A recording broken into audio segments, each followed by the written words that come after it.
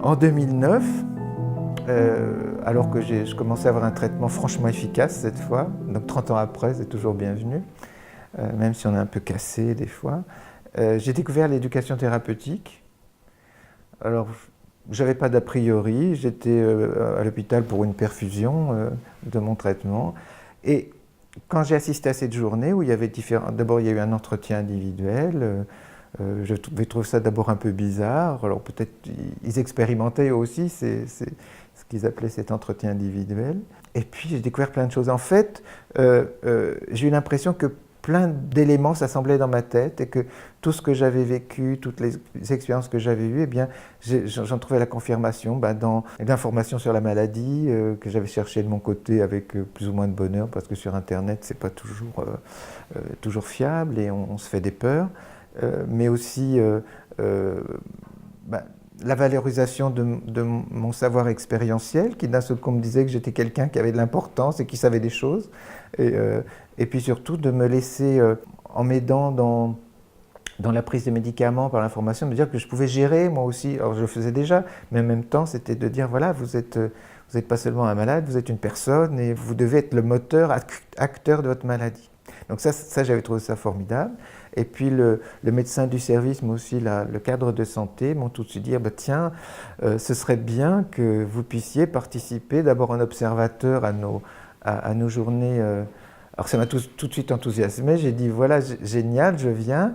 Et puis, alors, ça a d'abord été un peu compliqué parce que c'est l'hôpital où j'ai assisté d'abord comme... Alors, je ne savais pas encore exactement comment quelle allait être la dénomination, mais dire voilà, ça ne vous intéresserait pas de devenir patient ressource ou patient expert, etc. Alors, je dis c'est quoi cette bête-là?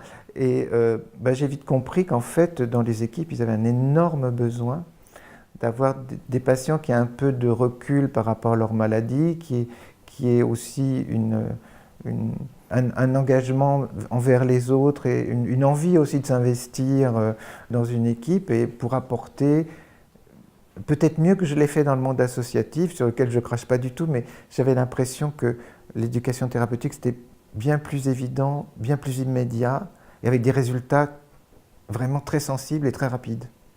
Et donc j'ai commencé à assister à en observateur. Oui, je disais il y a un instant que c'était un peu difficile parce que c'est l'endroit où j'étais traité. Puis pour les infirmières, je restais Monsieur L et pas Patrick. Et donc j'avais du mal à basculer du rôle de soignant à celui de co-animateur des entretiens ou des ateliers. Et ça, c'était un petit peu compliqué. Mais même encore aujourd'hui, j'y étais hier à Bichat, et à chaque fois qu'on me dit monsieur, je dis non, Patrick. Donc, mais ça bouge, ça bouge. Et il y a eu dès le départ une énorme demande de cette expérience du patient, et pour qu'un patient aussi puisse communiquer avec les patients, parce que c'est clair qu'on ne dit pas tout aux médecins. On se dit beaucoup de choses entre nous, mais on ne dit pas tout aux médecins. Et donc, je pense que les soignants ont à faire des pas vers nous, et l'ETP vraiment peut les aider à cette révolution intérieure, mais nous aussi patients. On a tout un chemin à faire parce qu'on s'est rentré dans le moule, on est devenu des patients passifs, parce que c'est peut-être plus commode, parce qu'on souffre, etc., mais aussi parce que le système nous met couchés, quoi.